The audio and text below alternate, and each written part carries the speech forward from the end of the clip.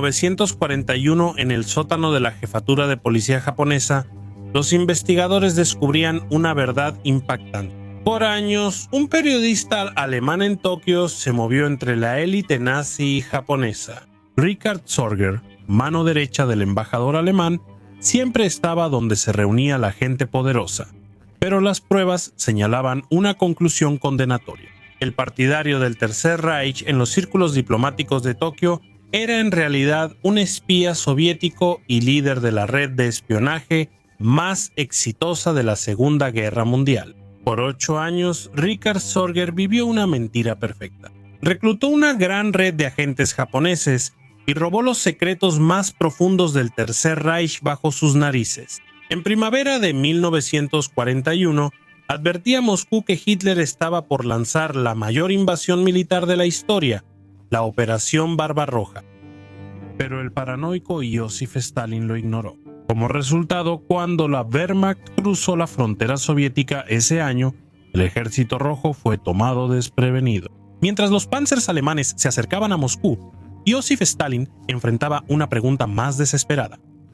¿Japón atacaría desde el este, provocando una guerra en 2 frentes? La Unión Soviética podría no sobrevivir. Solo Richard Sorge tenía la respuesta, si la policía japonesa no lo detenía antes. Esta es la historia de Richard Sorge, el espía más efectivo de toda la historia.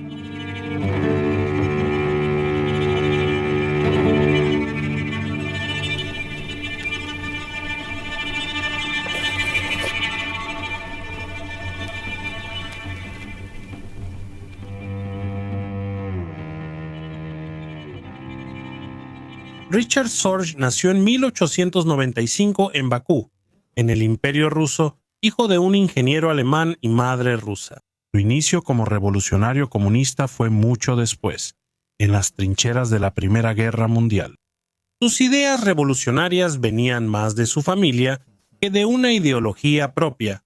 Su tío abuelo fue secretario privado de Karl Marx. Uno de los primeros libros que leyó el joven Ricardo fue El Capital, regalo de este familiar. En agosto de 1914, Ricardo, de 18 años, dejó sus exámenes finales para ser voluntario en el ejército imperial alemán, motivado por el fervor patriótico. Imaginaba la gloria, el honor y el romanticismo de la guerra que llenaban la literatura alemana. En cambio, encontró los campos de batalla en Dixmude, Bélgica. Vio cómo mataban a sus compañeros voluntarios. Fue herido 3 veces. La tercera y última lesión fue una esquirla que atravesó ambas piernas y le amputó parcialmente 3 dedos. Esto terminó su carrera militar y le dejó cojera permanente. En 1916 fue enviado a un hospital en Königsberg, donde terminó sus estudios. Estuvo bajo el cuidado de un médico que era un comunista ferviente, quien le dio a leer a Karl Marx y Friedrich Engels.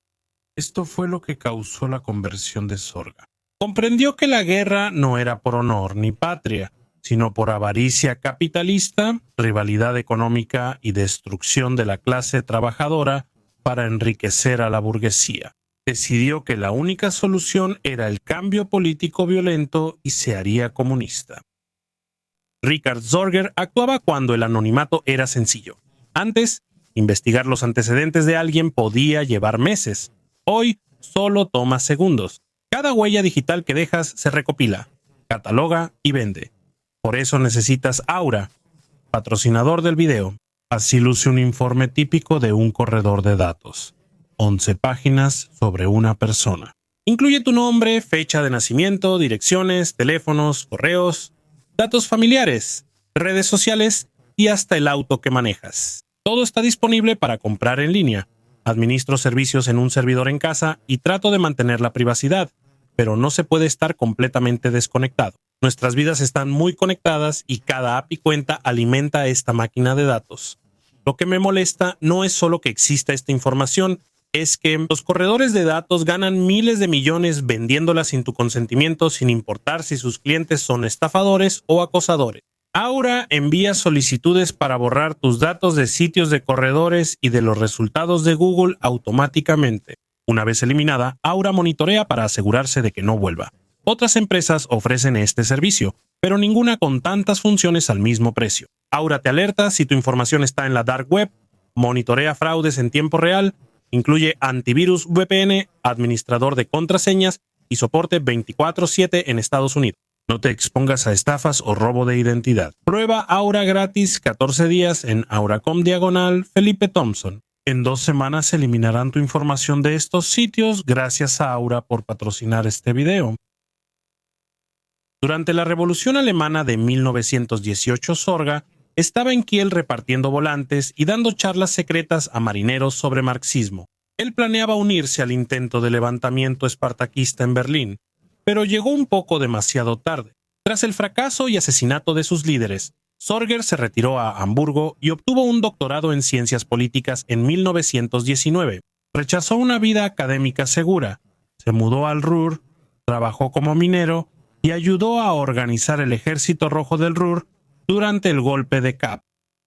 En 1924, funcionarios soviéticos de la Comintern que visitaban Frankfurt notaron sus talentos y buscaban agentes inteligentes y despiadados. Sorga fue reclutado a Moscú para trabajar en la OMS, la división de inteligencia de la Comintern. Aunque su madre era rusa, nunca le enseñaron el idioma, así que cuando Sorger fue reclutado por la inteligencia soviética, tuvo que aprender ruso desde cero. Sorger fue a Moscú en octubre de 1924, dejando a su esposa Cristiana. Se unió al Partido Comunista Soviético en marzo de 1925 y se convirtió oficialmente en oficial de inteligencia para Moscú. Sorger realizó su aprendizaje en espionaje en Escandinavia e Inglaterra. A fines de 1927, la Comintern lo envió a los puertos congelados de Dinamarca, Suecia y Noruega. Debía inspeccionar partidos comunistas locales y formar células en fábricas para futuras huelgas. 2 años después, la Comintern lo envió a Londres para informar sobre el comunismo británico, pero la inteligencia británica fue más astuta de lo esperado.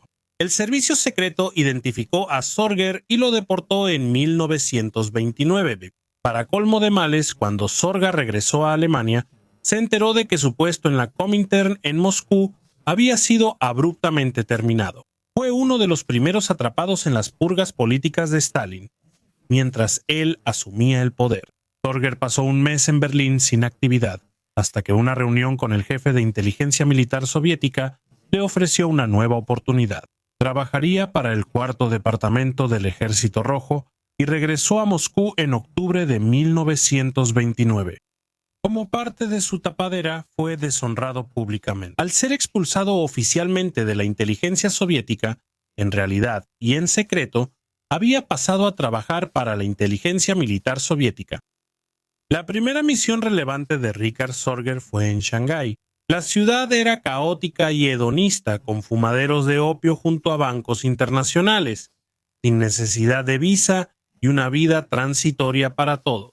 Al llegar en enero de 1930, Sorger recibió el nombre en clave de Ramsey, y su misión era recopilar información sobre la guerra civil china y la expansión japonesa. En Shanghái, Sorga desarrolló las técnicas que marcarían su carrera. Reclutó una red de personas dispuestas a arriesgar sus vidas por él, y algunas se enamoraron del jefe de espionaje. Una de estas personas fue Agnes Smedley, la famosa periodista izquierdista estadounidense que conocieron en la concesión francesa poco después. Sorger había llegado a Shanghái en 1930 y se presentó como Johnson, diciendo que era un periodista estadounidense. Smedley se convirtió tanto en su amante como en su principal reclutadora. Gracias a ella conoció a Hotsumi Ozaki, corresponsal japonés y comunista convencido que creía que Sorger trabajaba para la Comintern promoviendo la paz internacional. Smedley no fue la única mujer que se enamoraría del carismático espía. Ese mismo año, Sorga conoció a Úrsula Kuczynski, también conocida por su seudónimo Ruth Werner, quien más tarde se convertiría en la infame espía soviética, con el nombre en clave Sonia. Mientras Agnes Smedley viajaba por Filipinas, Sorga y Werner iniciaron un romance, y Werner dejó que Sorga usara su casa como refugio para agentes japoneses. Mientras Richard Sorger construía su red y manejaba varias novias, la situación geopolítica a su alrededor comenzó a intensificarse. En 1931 los japoneses invadieron Manchuria. Para principios del año siguiente, Japón controlaba completamente el territorio en el noreste de China. Tras su éxito, los japoneses pusieron la mirada al sur, hacia Shanghái, la mayor ciudad y principal puerto de China. El 28 de enero de 1932, marines japoneses asaltaron los distritos chinos de la ciudad. La misión de Richard Sorger pasó de recopilar inteligencia política a informar desde el frente. Como era muy peligroso para sus agentes japoneses entrar en zonas chinas, Sorger decidió ir él mismo para escoltar sus ojos y oídos de noche a casas seguras para interrogatorios. A finales de 1932, aunque se había declarado un alto el fuego entre las naciones en guerra, el ambiente en Shanghái se estaba volviendo demasiado peligroso para Sorger. Le había prometido a su contacto, el general Jan Berzin, que se quedaría 2 años, pero había extendido la misión a 3. La policía municipal de Shanghái se acercaba porque Sorger ya estaba en la lista de sospechosos de ser agente soviético. Ricardo Sorger sabía que debía irse. En diciembre de 1932 se dio el liderazgo de la residencia de Shanghái a su sucesor y huyó a la Unión Soviética vía Vladivostok. Al llegar a Moscú en enero de 1933, el cuarto departamento lo recibió como héroe por lograr lo que otros no pudieron. Había creado una red de espionaje, contactado por radio con Rusia y mantenido su tapadera de periodista alemán. Conoció a su segunda esposa, Katia Maximova, y se mudó al pequeño departamento en su sótano. Por un breve momento parecía que Sorga podría retirarse a la tranquila vida de un académico, pero la situación geopolítica en el este se estaba oscureciendo, y sus jefes en inteligencia no pensaban dejar que su mejor agente estuviera mucho tiempo tras un escritorio. En 1933, Sorga recibió la misión de responder la pregunta que preocupaba a Moscú. Japón atacaría a la Unión Soviética. Las fronteras ocupadas por Japón la acercaban peligrosamente a Vladivostok y al ferrocarril transiberiano. Sorga entendió que, para sobrevivir otra misión, debía alejarse de sus lazos comunistas. Al llegar a Berlín en mayo de 1933, renunció al Partido Comunista Alemán y rompió lazos con sus amigos socialistas. Afirmó que su estancia en la Unión Soviética lo desilusionó. Su tapadera funcionó a la perfección, con una carta de un periodista reconocido de un periódico alemán. Su actuación fue lo suficientemente convincente como para engañar a la Gestapo. Pronto le concedieron la membresía en el partido nazi. Su plan era que los alemanes lo enviaran a Tokio. Bajo la tapadera de ser periodista y experto en asuntos asiáticos, interpretó su conversión nazi de manera tan convincente que los alemanes le ofrecieron el liderazgo del capítulo de Tokio. Sorga lo rechazó. Este era un puesto demasiado visible para un hombre que necesitaba permanecer en las sombras. Richard Sorger llegó a Tokio en septiembre de 1933. La ciudad era hostil hacia los extranjeros y las autoridades trataban a todos con sospecha. Pero Sorga pronto haría amigos influyentes que le facilitarían el camino. Una reunión en octubre de 1933 con Eugen Ott, agregado militar en un regimiento de artillería en Nagoya, lo cambió todo.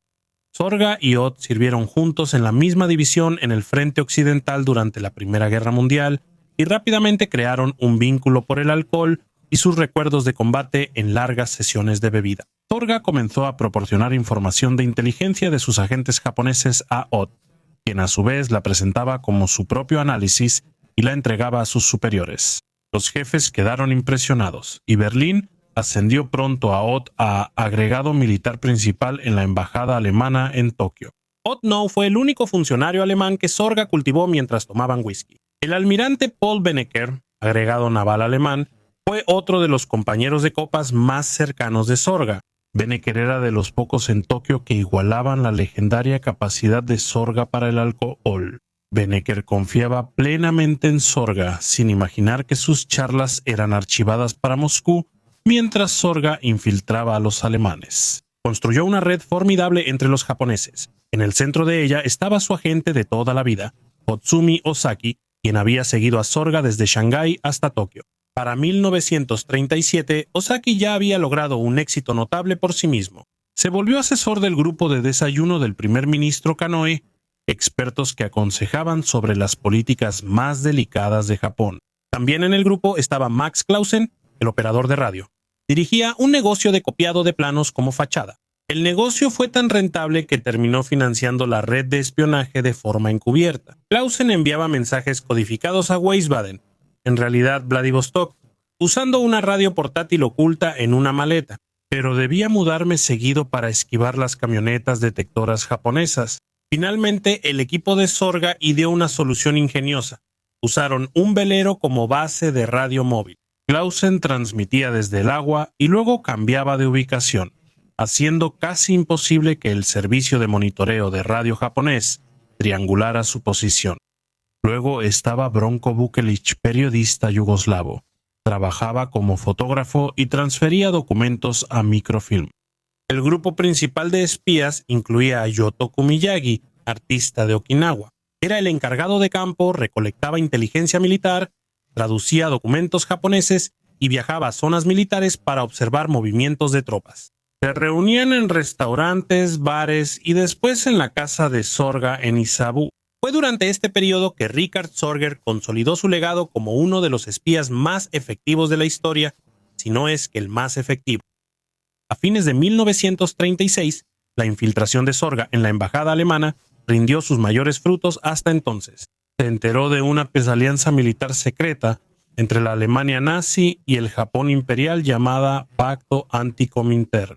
Era tan secreto que ni el embajador alemán en Tokio, Herbert von Dirksen, sabía de las negociaciones. Sorga logró fotografiar el documento ultrasecreto y enviarlo a sus contactos soviéticos. De manera crucial, reveló el llamado protocolo secreto que tenía como objetivo a la Unión Soviética, proporcionando evidencia de la intención de Alemania y Japón de atrapar a la Unión Soviética. Sorga realizó un excelente trabajo en un ataque conjunto, logrando que Eugene quedara bien ante sus superiores y fuera ascendido a embajador alemán en Japón en 1938. Sorga se integró tanto en la embajada alemana que tenía oficina propia. Le entregaron los libros de cifrado para encriptar mensajes secretos enviados a Berlín. Desayunaban juntos cada mañana a las 7 a.m. Sorga informaba a OTT sobre las noticias de la noche anterior. OTT compartía los cables ultrasecretos llegados de Berlín por la noche, y luego estaba Helmer Ott. La esposa del embajador, Sorga, tuvo un romance con ella, pero él mantuvo la amistad de Eugene Ott. Según los relatos, el matrimonio del embajador carecía de amor. Y bromeaba diciendo que Sorga era el irresistible, aunque 2 años antes estaba en la cima. El suelo bajo los pies de Richard Sorga había comenzado a moverse. Esta era la cúspide de la gran purga de Stalin, y la NKVD, la agencia de inteligencia soviética, no fue la excepción. En noviembre de 1936 llegó un mensaje urgente que ordenaba a Sorga regresar a Moscú. Sus instintos de supervivencia se activaron. Sabía que si regresaba, probablemente lo ejecutarían o lo mandarían a un gulag en Siberia. Se negó a cumplir la orden, diciendo que no podía irse debido a sus excelentes contactos en Tokio. Fue una decisión sabia, porque aquellos que sí regresaron sufrieron exactamente el destino que él temía. Richard Sorga sobrevivió físicamente, pero fue considerado un no retornado y descartado por el cuarto departamento. Sus jefes en Moscú habían sido liquidados y sus nuevos superiores lo veían con una desconfianza paranoica. En 1938, la tensión de 5 años de doble vida comenzaba a notarse. Sorga bebía más de lo habitual, tenía aventuras con al menos 2 docenas de mujeres en toda la ciudad y conducía su motocicleta con una temeridad casi suicida. Sorga descubrió que la vida de un espía no era glamorosa, era agotadora, aislante y corrosiva para el alma de todas las mujeres. Apostaba. Una destacaba entre todas las demás. Hanako Miyaki trabajaba como mesera en el bar Rheingold en el distrito de Ginza. Sorga conoció a Miyaki en su cumpleaños 40. Como apenas superaban el idioma, usaron gestos y música para comunicarse. Vivieron juntos un tiempo. Sorga fue su mecenas y amante. Miyaki era un oasis de calma para Sorga en su vida inquieta y ansiosa. Japón seguía obsesionado con los espías y siempre vigilaba al periodista TEC alemán. Desde 1934, los japoneses comenzaron a interceptar mensajes de radio cifrados. Sabían que había un espía entre ellos y lo buscaban, pero no podían descifrarlos. En mayo de 1938, Sorga casi se expuso por su imprudencia.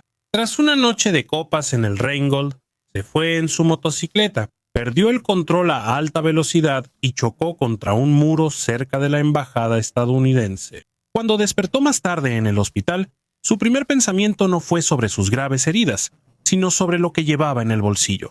Informes de inteligencia de Ozaki sin codificar para Moscú y muchos dólares estadounidenses imposibles de justificar. Su pánico bajó cuando una enfermera le informó que Max Clausen, su operador de radio, había recogido sus pertenencias. Pero el hombre que salvó a Sorga esa noche empezaba a flaquear. Moscú llamó a Clausen en 1935 tras su leal servicio en la red de espías en Shanghái.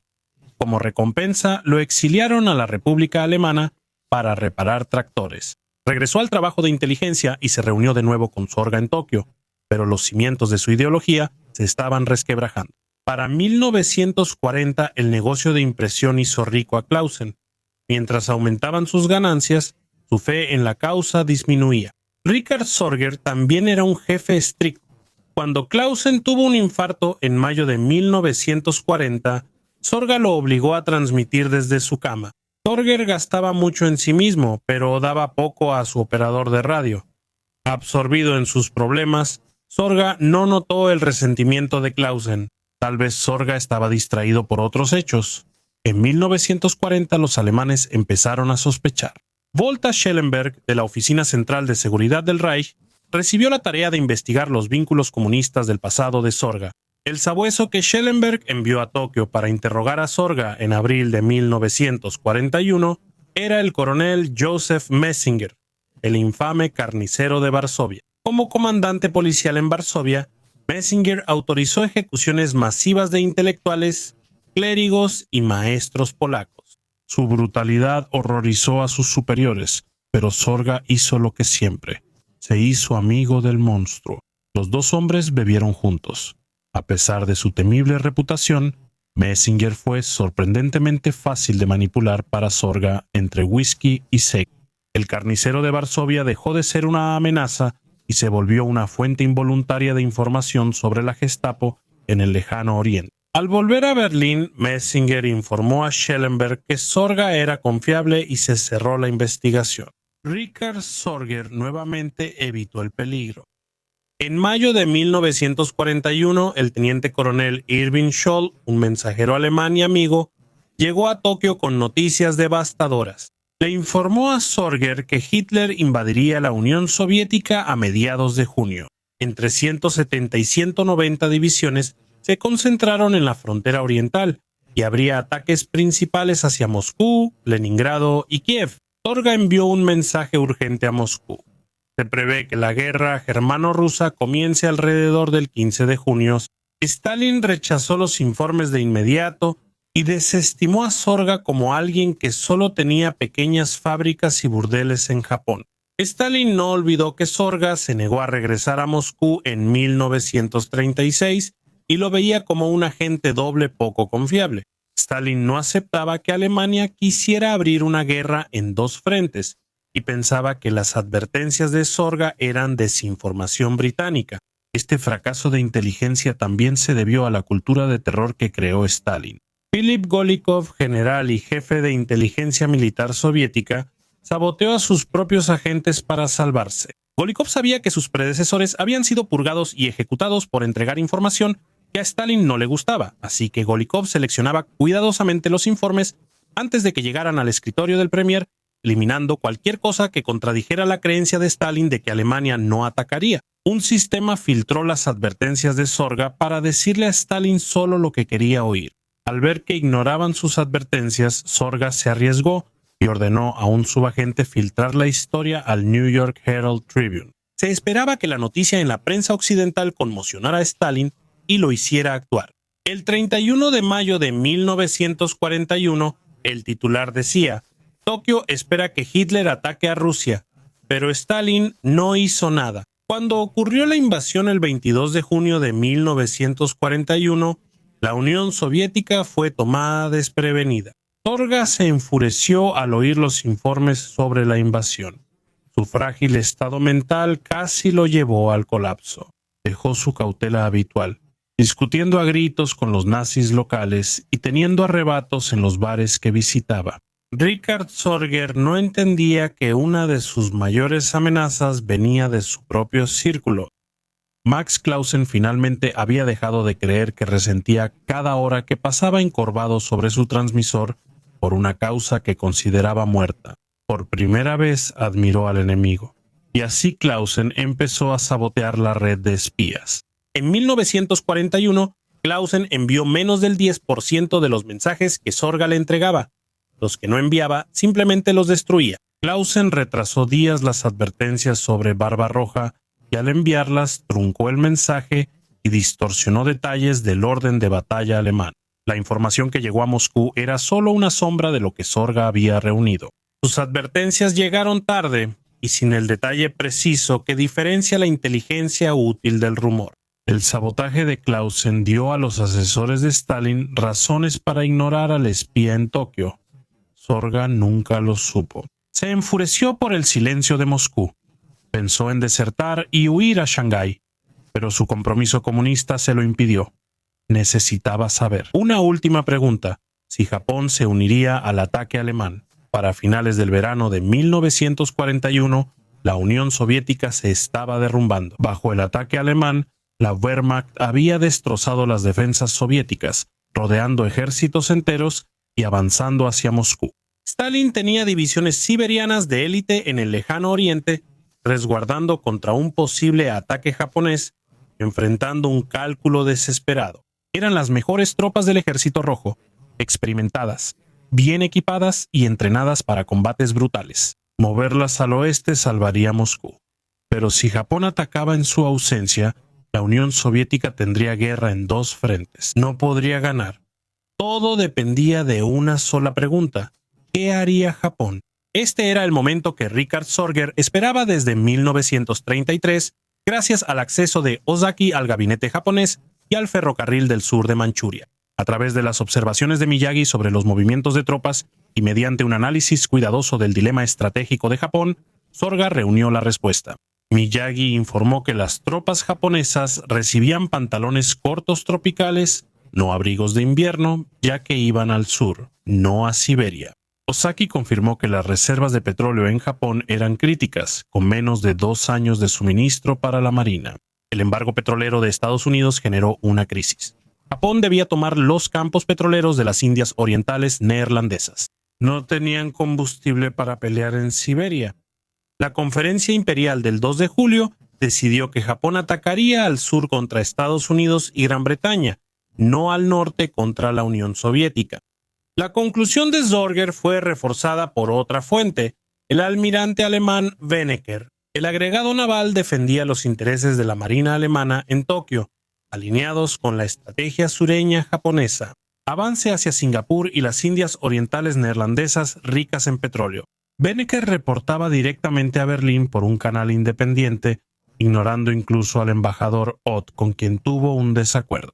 Durante sus sesiones de bebida, Sorga confirmó con fuentes independientes que los almirantes japoneses buscaban petróleo, no la tundra. Richard Sorger respondió de forma definitiva la pregunta que tanto buscó.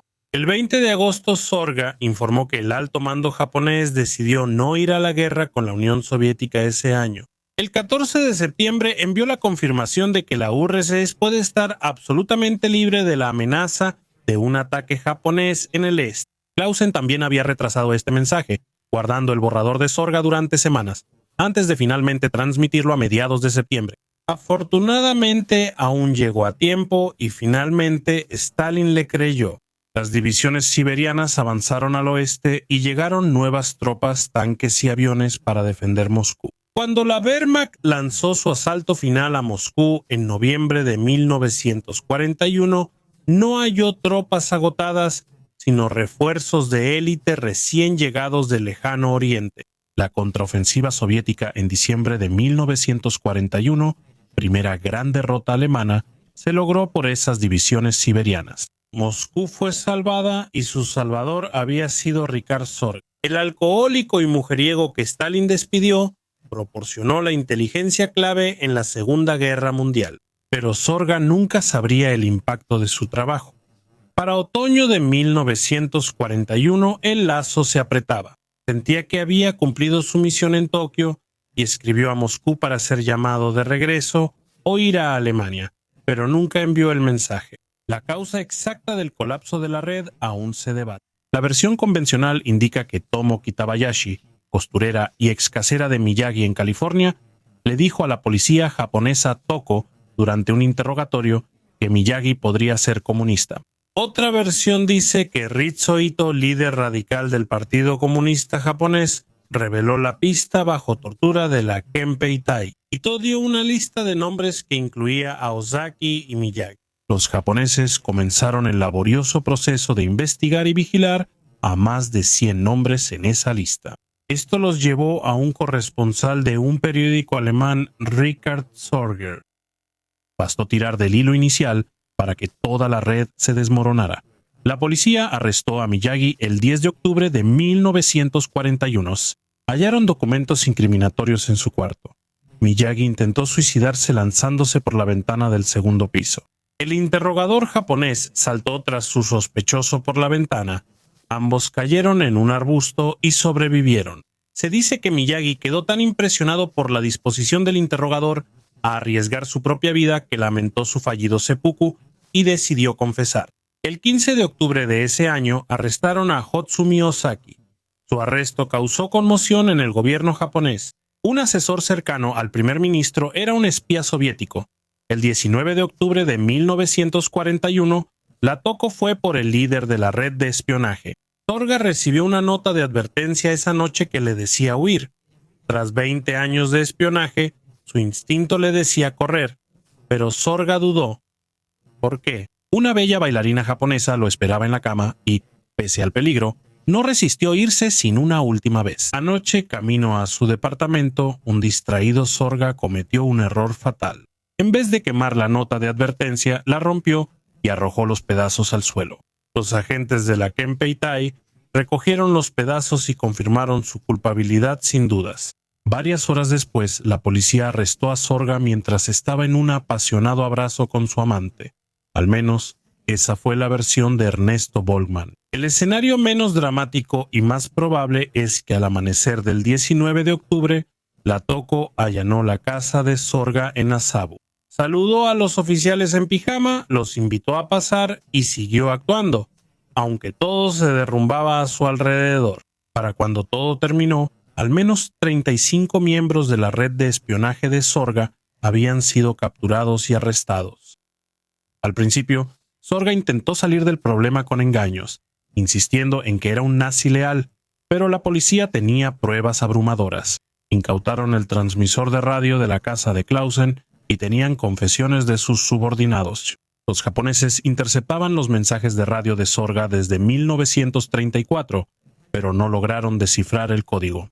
Max Clausen fue arrestado el mismo día que Sorga y entregó rápidamente su clave de cifrado, una copia del anuario estadístico alemán de 1933. Entonces los japoneses pudieron descifrar años de comunicaciones interceptadas, revelando todo el alcance de lo que Sorga había robado. Tras 6 días de duros interrogatorios y tortura, y al ver que su red colapsó, Sorga se quebró. Confesó ser espía soviético. Se esforzó por proteger a las mujeres cercanas, especialmente a su amante Hanako Miyaki, la anfitriona del bar, quien lo apoyó incluso al saber la verdad sobre su trabajo. El embajador Eugen Ott, ingenuo cómplice de Sorga, al principio no creyó las acusaciones. Lo atribuyó a la obsesión japonesa con los espías y la persecución de un alemán leal. Después siguió la visita a la prisión. Richard Sorga apareció esposado y con una canasta de bambú en la cabeza, como es habitual en las prisiones japonesas. Se inclinó y dijo: «Señor embajador, esta es nuestra despedida final». En ese momento, Ott se dio cuenta de la verdad. Su confidente de confianza, el hombre que lo había aconsejado durante 8 años, que incluso había sido amante de su esposa mientras él miraba hacia otro lado, era un espía soviético. La revelación arruinó la carrera de Ott. Fue llamado a Berlín y despedido en desgracia. Los alemanes respondieron con indignación, los soviéticos con silencio. El centro de Moscú, que sospechaba desde hace tiempo que Sorga era doble agente por negarse a regresar en las purgas de Stalin, prácticamente lo abandonó.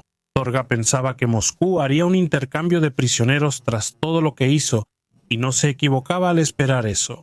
En 1943, Japón propuso a Moscú intercambiar a Zorga por espías japoneses detenidos por los soviéticos. Al parecer, Stalin no tenía ningún interés en traer de regreso a un testigo de su catastrófica ceguera. En 1941, el hombre que le había advertido sobre Barbarroja estaba mejor muerto. Finalmente, Moscú negó tener conocimiento de Richard Zorga. Esta negación fue su condena final.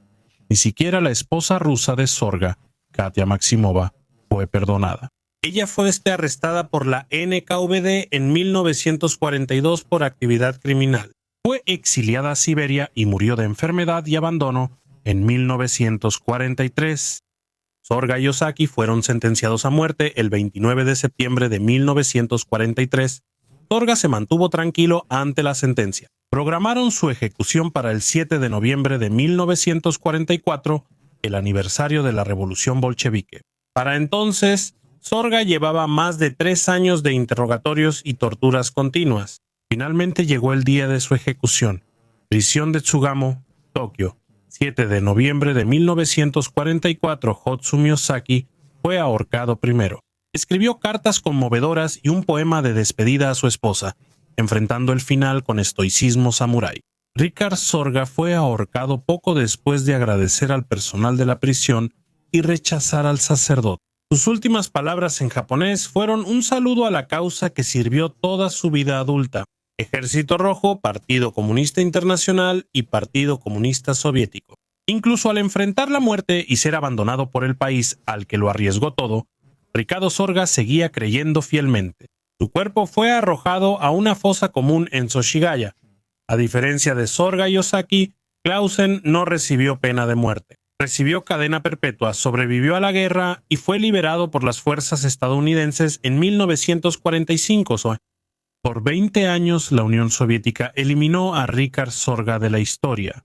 Oficialmente, el hombre que ayudó a salvar Moscú no existía.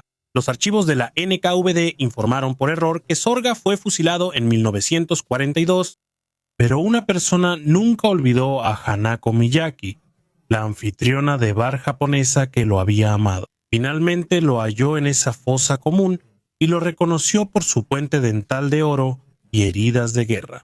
Ella organizó su cremación y el reentierro en el cementerio Tama de Tokio. La lápida dice: aquí yace un hombre que sacrificó su vida luchando contra la guerra y por la paz mundial. La rehabilitación soviética ocurrió en 1964, tras ver Nikita Khrushchev, una película francesa sobre espías. Impresionado, Khrushchev ordenó una investigación y el Kremlin declaró a Richard Zorga héroe póstumo de la Unión Soviética. Moscú nombró una calle en su honor y su rostro apareció en un sello postal. ¿Habría significado algo para él? Richard Zorga fue reconocido por su trabajo de vida. El legado de Richard Zorga representa la paradoja del trabajo de inteligencia. Las verdades más importantes a menudo las comunican mensajeros imperfectos. La genialidad y la autodestrucción pueden coexistir en la misma persona, pero inevitablemente solo por el periodo más breve.